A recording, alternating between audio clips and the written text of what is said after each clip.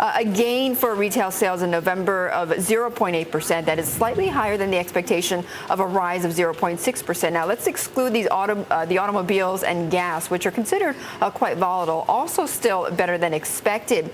Excluding just autos only, there was actually a doubling from the forecast of a gain of 1.2%. And just very quickly, because we're also getting producer prices, we've been watching inflation quite a bit, ticking slightly higher than the forecast at a gain there of 0.8%.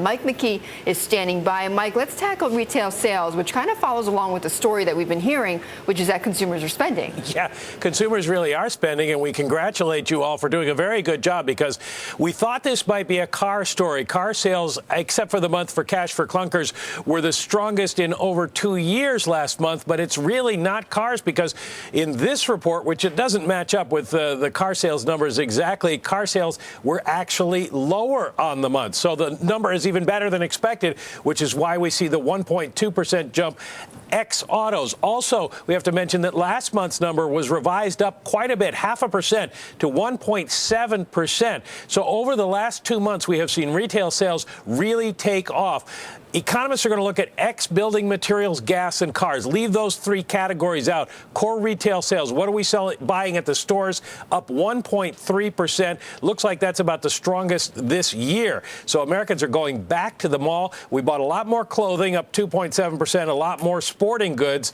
We bought a lot more gasoline, at least paid more for it. That was up 4%, the biggest jump in the index. Looking at producer prices, and of course, this is something that the Fed is going to be looking at reasonably closely, because they're watching for inflation to rise, and it did at the headline level, but also higher at the core level, up 0.3%. We were expecting a drop in the year-over-year rate, which is what the Fed will be looking at, and instead it stays the same, 1.2%. Doesn't suggest a lot of inflation on the horizon, but it does suggest, Betty, that maybe inflation is stabilizing at the wholesale level. Eventually, that may feed back into consumer prices.